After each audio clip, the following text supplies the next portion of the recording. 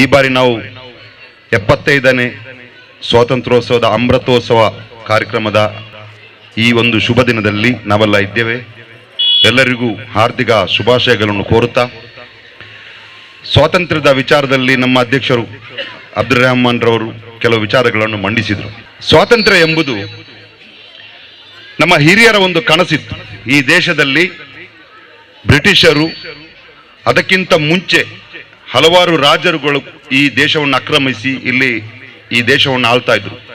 ಅದರ ನಂತರ ಬ್ರಿಟಿಷರು ಬಂದು ಇಲ್ಲಿ ಮಾಡಬಾರದಂತಹ ಎಷ್ಟೆಷ್ಟೋ ದೊಡ್ಡ ಅನ್ಯಾಯಗಳನ್ನೆಲ್ಲ ಮಾಡಿದ್ರು. ಆವಾಗ ನಮ್ಮ ಹಿರಿಯರು ಸಹಿಸಲಿಕ್ಕೆ ಆಗಲಿಲ್ಲ ಅವರಿಗೆ. ಎಷ್ಟು ಅಂತ ಈ ನಾವು ಗುಲಾಮರಾಗಿ ಇವರ ಹತ್ರ ಇರುವುದು ಸಾಧ್ಯನೇ ಇಲ್ಲ. ಅವರು ವಿಧಿಸುವ ತೆರಿಗೆ, ಅವರು ಮಾಡುವಂತಹ ಒಂದೊಂದು ಕಾನೂನುಗಳು ಈ ದೇಶದ ಜನರಿಗೆ ಅದನ್ನು ಸಹಿಸಲಿಕ್ಕೆ ಸಾಧ್ಯವಿಲ್ಲ. ಆವಾಗ ಅವರು ರೋಷದಿಂದ ಎದ್ರವರು. ಅದರ ಪರಿಣಾಮ ಎಷ್ಟೋ ಚಳವಳಿಗಳಾಯಿತು.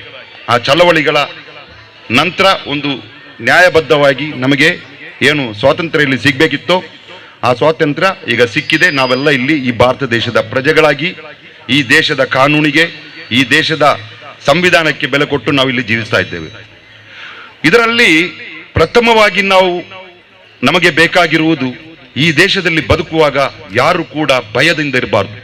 ನನಗೆ ಭಗವಾನ್ ದಾಸರನ್ನು ಕಾಣುವಾಗ ಪ್ರೀತಿ ಇರಬೇಕು, ಭಗವಾನ್ ದಾಸರಿಗೆ ನನ್ನನ್ನು ಕಾಣುವಾಗ ಪ್ರೀತಿ ಇರಬೇಕು. ಅದೇ ರೀತಿ ನಾನು ಭಗವಾನ್ ದಾಸರನ್ನು ಕಾಣುವಾಗ ನಾನು ಹೆದರಬಾರ್ದು, ನನ್ನನ್ನು ಕಾಣುವಾಗ ಭಗವಾನ್ ದಾಸ್ ಹೆದರಬಾರ್ದು. ಅಂತ ಒಂದು ವಾತಾವರಣ ಇಲ್ಲಿರ್ಬೇಕು. ಅದಕ್ಕೆ ಒಂದು ಉದಾಹರಣೆ ನಾನು ಹೇಳ್ತಾ ಇದ್ದೇನೆ. ಯಾಕೆಂದ್ರೆ ಸುಮಾರು 15 ವರ್ಷಗಳ ಹಿಂದಿನ ಒಂದು ಘಟನೆ ನನಗೀಗ ನೆನಪು ಬಂತು. ನಾನು ಅದನ್ನು ಪ್ರತ್ಯೇಕವಾಗಿ ಇಲ್ಲಿ ಬಂದ ನಂತರನೇ ನನಗೆ ನೆನಪಾದದ್ದು.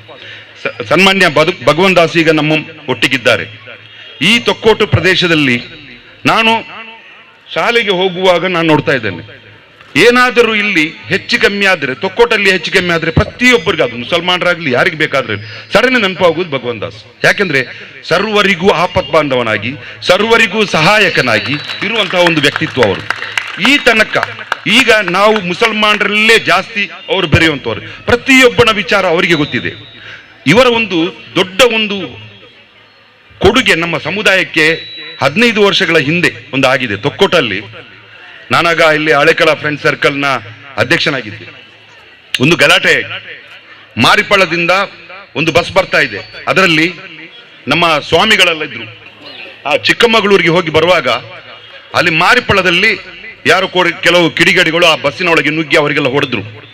ಸುಮಾರು 15 ಮಂದಿ ತೀವ್ರ ಗಾಯಗೊಂಡಿದ್ದಾರೆ. ಅದರಲ್ಲಿ ಆ ಬಸ್ಸು ಬರುವುದು ತೊಕ್ಕೋಟಿಗೆ.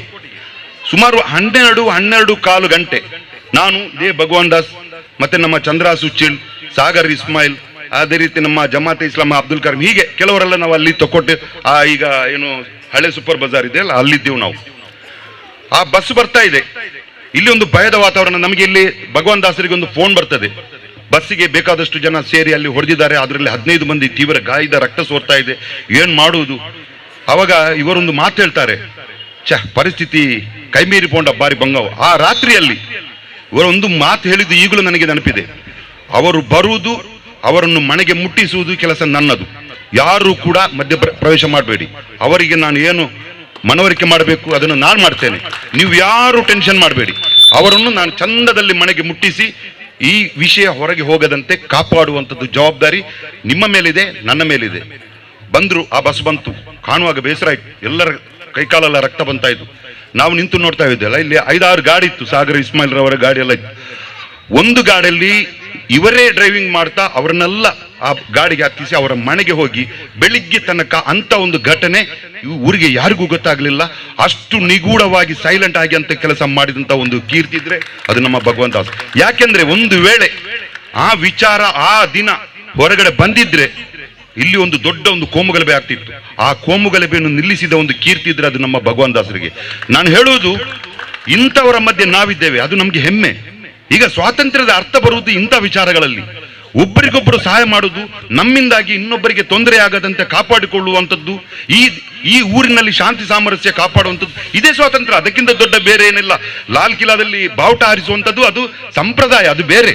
ನಮ್ಮಲ್ಲಿರುವ ಸ್ವಾತಂತ್ರ್ಯ ಅದು. ಅದಕ್ಕೊಂದು ಅರ್ಥ ಬರಬೇಕಾದ್ರೆ ನಾನು ಮೊದಲೇ ಹೇಳಿದ ಹಾಗೆ ನಾನು ಭಗವಾನ್ ದಾಸರನ್ನು ಪ್ರೀತಿಸಬೇಕು, ಭಗವಾನ್ ದಾಸ್ ನನ್ನನ್ನು ಪ್ರೀತಿಸಬೇಕು. ಈ ಪ್ರೀತಿಯ ಮಧ್ಯೆ ಒಂದು ಒಡಂಬಡಿಕೆ ಇರ್ತದೆ, ಅಂದ್ರೆ ನಮ್ಮಲ್ಲಿರುವ ವಿಶ್ವಾಸ.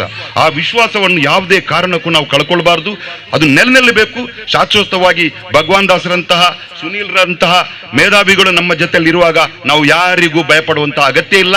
ಇನ್ಶಾ ಅಲ್ಲಾ ನಾನು ಇಷ್ಟೇ ಹೇಳ್ತೇನೆ. ಬಾಕಿ ಎಲ್ಲ ನಮ್ಮ ಮಾಸ್ಟರ್ಗಳಿದ್ದಾರೆ, ಅವರೆಲ್ಲ ಮಾತಾಡ್ತಾರೆ. ಎಲ್ಲರಿಗೂ ಶುಭ ಕೋರ್ತಾ ನನ್ನ ಮಾತಿಗೆ ನಾನು ವಿರಾಮ ಆಗ್ತಾ ಇದ್ದೇನೆ. ಜೈ ಹಿಂದ್, ಜೈ ಕರ್ನಾಟಕ.